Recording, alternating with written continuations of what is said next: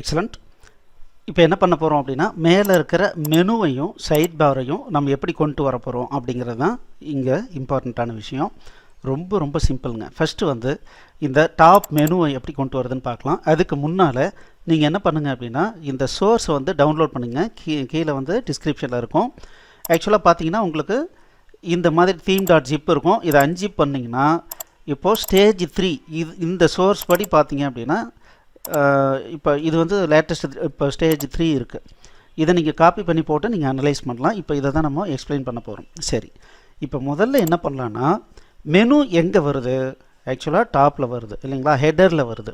அப்போது ஹெடரில் என்ன சேஞ்ச் பண்ணியிருக்கோம் அப்படிங்கிறத பார்க்கலாம். இங்கே பார்த்தீங்க அப்படின்னா ஒரிஜினல் ஃபைலில் இப்போ இதுதான் ஹெடர் இருக்குது. இதை நம்ம இன்ஸ்பெக்ட் பண்ணுறோம் அப்படின்னா இங்கே பாருங்கள், இந்த இடத்துல என்ன பண்ணியிருக்கோம், நேபார் போட்டிருக்கோம். இந்த இடத்துல பாருங்கள், நேபார் போட்டுட்டு இந்த இடத்துல வரிசையாக என்ன பண்ணியிருக்கோன்னா ஆங்கர் போட்டிருக்கோம். ஹோம் இருக்குது, நியூ ஃபீச்சர்ஸ் இருக்குது, ப்ரெஸ் இருக்குது. இந்த மாதிரி வந்து நம்ம டிஃபைன் பண்ணியிருக்கோம். இப்போது இங்கே என்ன பண்ணியிருக்கோம் அப்படின்னு நம்ம பார்க்கணும். இந்த இடத்துல பார்த்தீங்கன்னா WP நேவ் மெனு, இந்த ஃபங்க்ஷனை வந்து நம்ம கால் பண்ணியிருக்கோம். அதாவது டெம்ப்ளேட் டேகை வந்து கால் பண்ணியிருக்கோம். இதனுடைய லொக்கேஷன் என்னன்னு கொடுத்துருக்கோம் அப்படின்னா ஹெடர் மெனு. அதாவது ஹெடர் மெனுவில் என்ன வரணுமோ அந்த மெனு ஐட்டத்தை இந்த இடத்துல ஜென்ரேட் பண்ணும் அப்படின்னு சொல்லியிருக்கோம். கூடவே அதனுடைய மெனுனுடைய கிளாஸ் என்னவா அசைன் பண்ணுன்னா பிளாக் நேம் லிஸ்ட் இன்லைன் அப்படின்னு சொல்லி கிளாஸ் வந்து அசைன் பண்ண சொல்லியிருக்கோம். அப்போது இதை பேஸ் பண்ணி இப்போ நம்மளுடைய புது கோடிங் ரன் ஆகும்போது இப்போ என்ன வந்திருக்கு அப்படின்னா, இங்கே பாருங்கள், அபவுட் அஸும் கான்டாக்டஸும் வருது. என்னது அபவுட் அஸும் கான்டாக்டஸும் எப்படி வந்துச்சுன்னு பார்த்தோம்னா, நம்மளுடைய அட்மின் பேஜில் இப்போது மெனூஸில் வந்தோம் அப்படின்னம்னா இந்த இடத்துல பாருங்கள், டாப் மெனுன்னு கொடுத்துருக்கோம். அதில் 2 மெனு தான் இப்போ க்ரியேட் பண்ணியிருக்கோம், அபவுட் அஸும் கான்டாக்டஸும். இது எங்கே வரணும், ஹெடர் மெனுவில் வரணும் அப்படின்னு சொல்லியிருக்கோம். இன்னும் நம்ம இது சொல்லணும்னா ஹெடர் மெனுங்கிறது என்ன அப்படின்னு நமக்கு தெரியணும் அப்படின்னா மேனேஜ் லொக்கேஷன்ஸ்னு இருக்குது. இதை கிளிக் பண்ணோம் அப்படின்னா இந்த ஹெடர் மெனுங்கிறது எதை குறிக்குது, டாப் மெனுவை குறிக்குது. இந்த மாதிரி நம்ம என்ன பண்ணியிருக்கோம்னா கான்ஃபிகரேஷன் இங்கே பண்ணியிருக்கோம். இதை பேஸ் பண்ணி நம்ம என்ன பண்ணியிருக்கோம்னா இந்த இடத்துல ஹெடர் மெனுவை தூக்கி அதுக்குண்டான ஐட்டம்ஸை இங்கே ரைட் பண்ணு அப்படின்னு நம்ம சொல்லியிருக்கோம். இப்போது எப்படி வந்து நமக்கு ஜென்ரேட் ஆகிருக்கு அப்படிங்கிறத பார்க்கலாம். இந்த இடத்துல இன்ஸ்பெக்ட் பண்ணி பார்ப்போம்.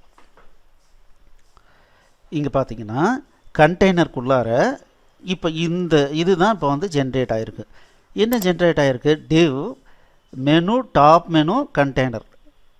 இதில் unordered list and list item இந்த மெத்தடில் தான் என்னாகும் அப்படின்னா வேர்ட்ப்ரெஸ்ஸு அதனுடைய ஒவ்வொரு மெனு ஐட்டத்தையும் கொண்டு வரும். இந்த அன்ஆர்டர்ட் லிஸ்ட் ஐட்டத்தை மெனு ஐட்டமாக இந்த மாதிரி சைட் பை சைடாக கொண்டு வர்றதுக்கு உண்டான கிளாஸை தான் நம்ம என்ன பண்ணியிருக்கோம்னா இங்கே ஆட் பண்ண சொல்லியிருக்கோம் இல்லைங்களா. இங்கே பாருங்கள், இந்த இடத்துல பிளாக் நேம் லிஸ்ட் இன்லைன் இது எப்படி வந்துச்சு அப்படின்னா இந்த மெனு கிளாஸ் என்ன போட சொல்லியிருக்கோம், பிளாக் நேம் லிஸ்ட் இன்லைனை போட சொல்லியிருக்கோம். அதனால் என்ன இருக்குன்னா இந்த கிளாஸ் வந்து இங்கே வந்து இந்த மாதிரி வந்திருக்கு. இதுக்கு மெனு பாருங்கள், மெனு ஐடி டாப் மெனுன்னு வந்துருச்சு. அதனுடைய ஒவ்வொரு ஐட்டமும் இங்கே வந்துருச்சு. ரொம்ப ரொம்ப சிம்பிள். இதனால தான் நமக்கு என்ன ஆகுதுன்னா இந்த பாருங்கள் இந்த மாதிரி நமக்கு வந்திருக்கு. இது இந்த மாதிரி ஹரிஜான்டலாக வர்றதுக்கு உண்டான கான்ஃபிகரேஷன் எல்லாத்தையும் நம்ம என்ன பண்ணியிருக்கோம்னா style.cssல நம்ம ஆல்ரெடி டிஃபைன் பண்ணியிருக்கோம். இந்த style.cssல பார்த்தீங்க அப்படின்னா இப்போது என்ன நேமு, பிளாக் நேவ் அப்படின்னு கொடுத்துருக்கோம். இந்த பிளாக் நேவை இங்கே கான்ஃபிகர் பண்ணியிருக்கோமான்னு பார்க்கலாம். இங்கே பாருங்கள், அப்போ பிளாக் நேவ் ஐட்டம் அப்படிங்கிறது எப்படி வரணும், அதனுடைய கலர் எப்படி இருக்கணும், அது மேலே ஹோவர் பண்ணால் என்ன ஆகணும், ஃபோக்கஸ் ஆனிச்சுன்னா என்ன ஆகணும், ஆக்டிவாக இருக்கும்போது என்ன வரணும், இது எல்லாத்தையும் நம்ம க்ரியேட் பண்ணியிருக்கோம். இது நீங்கள் ஈஸியாக பண்ணிடுவீங்க, ஏன்னா இது ஜஸ்ட் சிம்பிள் சிஎஸ்எஸ் தான். பட் கான்செப்ட் என்ன அப்படின்னா நம்ம என்ன நேம்ன்றதை நம்ம என்ன பண்ணியிருக்கோம்னா இந்த ஹெட்டரில் நம்ம ரீப்ளேஸ்மெண்ட் பண்ணியிருக்கோம். சரி, இதுக்கு முன்னால் இன்னொன்று பார்க்கணும், இந்த functions.php. இந்த functions.phpயில் என்ன பண்ணியிருக்கோம் அப்படின்னா இந்த ரெஜிஸ்டர் மெனு அப்படின்னு ஒன்று கொடுத்துருக்கோம். பாருங்கள், இந்த இடத்துல ஒரு ரெஜிஸ்டர் மெனுன்னு கொடுத்துருக்கோம். இந்த இடத்துல ஹெடர் மெனுன்னு ஒன்று இருக்குது. இந்த ஹெடர் மெனு அப்படிங்கிறது தான் நமக்கு கான்ஃபிகரேஷனில் அட்மின் சைட்டில் போனோம்னா ஹெடர் மெனுன்னு வருது. இந்த ஃபங்க்ஷனை என்ன பண்ணியிருக்கோன்னா யூனிட்டில் ஆட் ஆக்ஷன் யூனிட்டில் கொண்டு போய் ரைட் பண்ணுற மாதிரி சொல்லியிருக்கோம். அப்போது அது ரைட் ஆன உடனே நமக்கு என்ன ஆயிடுச்சுன்னா நமக்கு மெனு வந்து இந்த மாதிரி ஆட்டோமேட்டிக்காக வந்துருச்சு. ரொம்ப ரொம்ப சிம்பிள். அப்போது functions.phpயில் இந்த மெனு நேமை ஃபஸ்ட்டு ரெஜிஸ்டர் பண்ணணும். அதுக்கப்புறம் ஹெடரில் போயிட்டு அந்த விஷயத்தை தான் நம்ம இந்த இடத்துல இது ஸ்டாண்டர்டு, இதை நம்ம ரைட் பண்ணுறோம். நம்ம இந்த நேமில் தான் நம்ம வந்து கான்ஃபிகரேஷனை மாற்றணும், அதாவது ஸ்டைலிங்லாம் பண்ணோன்றதுக்காக நம்ம என்ன பண்ணியிருக்கோம் அப்படின்னா பிளாக் நேம்னு ஒன்று கொடுத்துட்டு அதுக்கப்புறம் என்ன பண்ணிட்டோம், இந்த மாதிரி போய் ரீடிஃபைனிங்லாம் பண்ணிட்டோம். அவ்வளோதான். அப்போ மெனு வந்து நமக்கு வர்றதுக்கு உண்டான கோடிங் இங்கே வந்துருச்சு. சரி, அடுத்தது சைட் பார். சைட் பார் எங்கே வரும் அப்படின்னா இந்த இடத்துல பாருங்கள், கெட் ஃபுட்டருக்கு முன்னால் சைட் பாரை கொண்டு வந்திருக்கோம். கெட் ஃபுட்டருக்கு முன்னால் கெட் சைட் பார் கொடுத்துருக்கோம். இந்த கெட் சைட் பார் இப்போ என்னவா மாறி இருக்கு? ஏன்னா ஒரிஜினலில் பார்த்தீங்கன்னா சைட் பார் எப்படி டிஃபைன் பண்ணியிருக்காங்கன்னா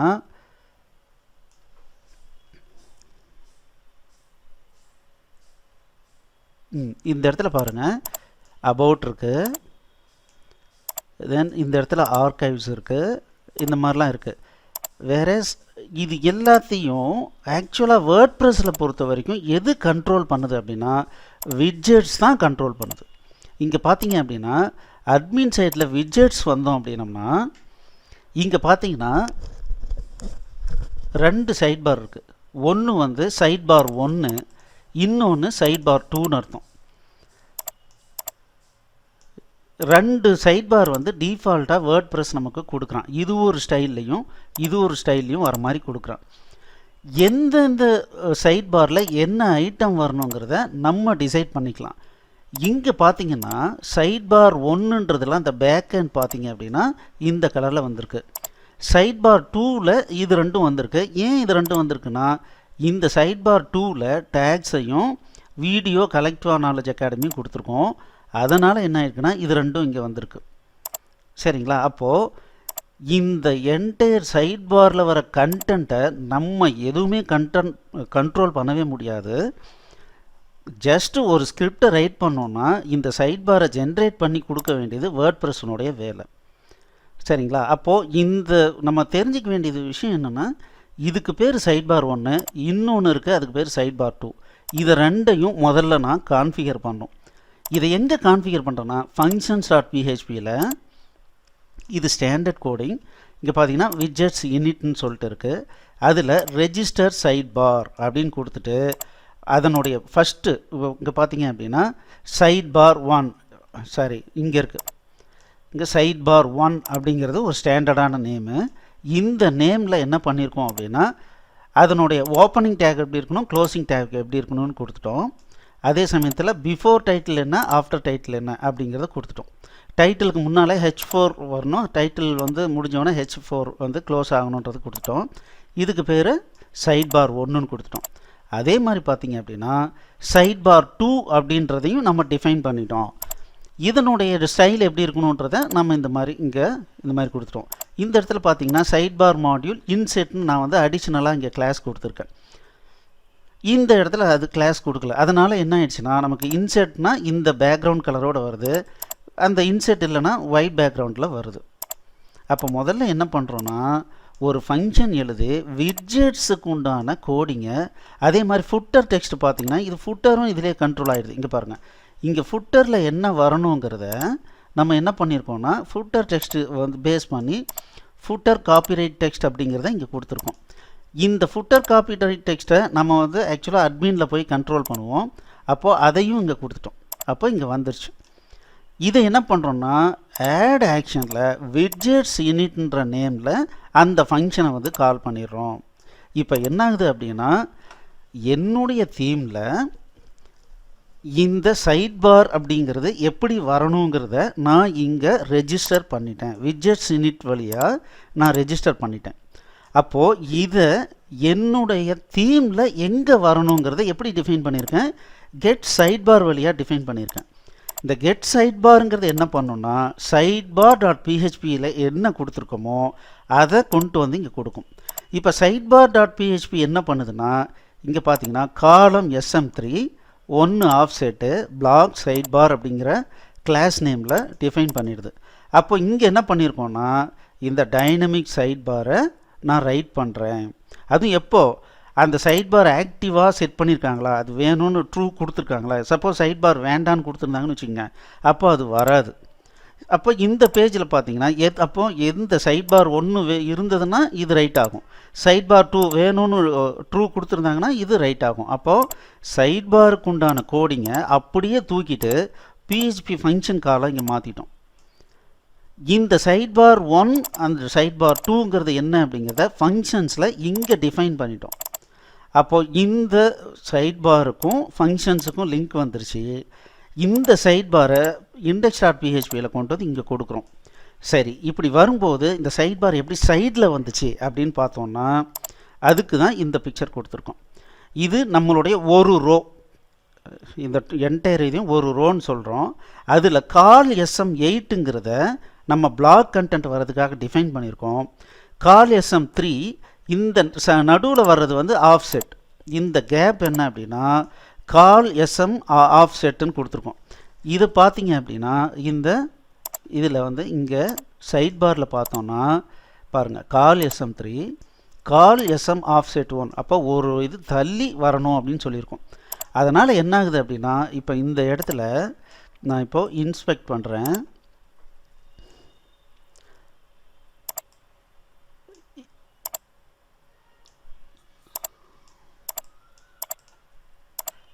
இப்போ பாருங்கள், இந்த இடத்துல ஹோவர் பண்ணும்போது பாருங்கள் இது இந்த ஏரியா கவர் ஆகுது. அது இந்த இடத்துல வரும் பாருங்கள், இங்கே ஆரஞ்சு கலர் இருக்குது. அந்த ஆரஞ்சு கலர் என்னென்னா ஆஃப்செட் 1. அப்போ நடுவில் கேப் வந்துட்டு அதுக்கப்புறம் 3 காலம் அளவில் என்ன வருது அப்படின்னா நம்மளுடைய பார் சைட் பார் வந்து வர மாதிரி டிஃபைன் பண்ணியிருக்கோம். இது எல்லாமே எதுக்குள்ளே வருது? ஒரு ரோவுக்குள்ளே வருது. அதனால தான் என்ன ஆகுது அப்படின்னா கரெக்டாக இது சைடில் வந்து நமக்கு கரெக்டாக வந்துடுது. இப்போ ரோ வந்து இங்கே முடியுது. இதுக்கு அப்புறம் தான் என்ன ஆகுதுன்னா இந்த ஃபுட்டர் பார் கீழே வருது. இந்த ஃபுட்டர் பார் கீழே வருது. இந்த ஃபுட்டர் பார்லையும் என்ன பண்ணிட்டோம் அப்படின்னா நம்ம கண்டென்ட் ரைட் பண்ணல, எது ஆக்சுவலாக வந்து நம்மளுடைய இதில் டிஃபைன் பண்ணியிருக்கோமோ அட்மின் வழியாக என்ன டிஃபைன் பண்ணியிருக்கோமோ அது இங்கே வரணுங்கிறதுக்காக is active side bar of footer copyright டெக்ஸ்ட்னு இருக்கோ அங்கே இந்த கண்டென்ட்டை வேர்ட்ப்ரெஸ்லேருந்து எடுத்து கொண்டு வந்து ரைட் பண்ணுறதுக்கு உண்டான கோடிங் பண்ணிட்டோம். அவ்வளோதாங்க. ஸோ அதனால் என்ன ஆகுது அப்படின்னா இப்போ நமக்கு அழகாக இந்த சைட் பாரோட நமக்கு கண்டென்ட் வந்துருச்சு. அப்போது இது நமக்கு தெரிஞ்சதுனாவே ஆட்டோமேட்டிக்காக எல்லாமே நமக்கு புரிஞ்ச மாதிரி தான். நமக்கு இனி ஏதாவது ஒரு வேர்ட்ப்ரெஸ் தீம் தெரிஞ்சதுன்னா நம்மளுடைய பூட்ஸ்ட்ராப் தீம் நம்ம க்ரியேட் பண்ணியிருந்தோம்னா நம்மளுடைய பூட்ஸ்ட்ராப் தீமில் வேர்ட்ப்ரெஸ்ஸினுடைய கண்டென்ட்டை எங்கெங்கே எப்படி ஜென்ரேட் பண்ணும், அதை எங்கே இன்க்ளூட் பண்ணுங்கிறத இப்போ நாங்கள் கொடுத்துருக்கிற இந்த சாம்பிளை வச்சு நீங்கள் கண்டிப்பாக பண்ணிட முடியும். சரிங்களா? ஸோ இப்போ பாருங்கள், ஒரு பர்டிகுலர் இதை வந்து நம்ம வந்து ஒரு குறிப்பிட்ட போஸ்ட்டுக்கு நம்ம போகணுன்னா அந்த போஸ்ட்டுக்கு போகுது. இப்போது இண்டெக்ஸ் டாட் பிஹெச்பியில் இப்போ நம்ம எங்கே கிளிக் பண்ணாலும் இண்டெக்ஸ் டாட் பிஹெச்பி தான் ரன் ஆகுது. அதனால் என்ன ஆகுது, வித் சைட் பாரோட எனக்கு இப்போ வருது. எனக்கு இந்த போஸ்டெல்லாம் சிங்கிள் டாட் பிஹெச்பின்னு ஒரு ஃபைல் க்ரியேட் பண்ணி அதில் கொண்டு போகணும். எனக்கு அதில் வந்து இந்த சைட் பார் வேண்டாம் அப்படின்னு நான் நினைக்கிறேன். அப்போது அதுக்கு என்ன கோடிங் பண்ணுறதுங்கிறத அடுத்த கிளாஸில் பார்க்கலாம். இந்த கிளாஸில் இப்போ நம்ம அனலைஸ் பண்ண மாதிரி நிதானமாக ஸ்லோ அண்ட் ஸ்டடியாக எங்கெங்கே என்ன கண்டென்ட் போட்டிருக்காங்கன்றதை மட்டும் புரிஞ்சுக்கிட்டு எப்படி ஒர்க் ஆகுதுன்னு தெரிஞ்சுக்கிட்டிங்கன்னா போதும். ஃப்யூச்சரில் நீங்கள் காப்பி பேஸ்ட் பண்ணியே நீங்கள் இந்த ஃபுல் டெவலப்மெண்ட் பண்ணலாம். ஃபர்தராக நீங்களே எப்படி பண்ணுங்கிறதுக்கு உண்டான ரெஃபரன்ஸ் சைட்ஸ்லாம் இருக்குது. அதை ஃபைனலாக நாங்கள் கொடுக்குறோம். தேங்க்யூ.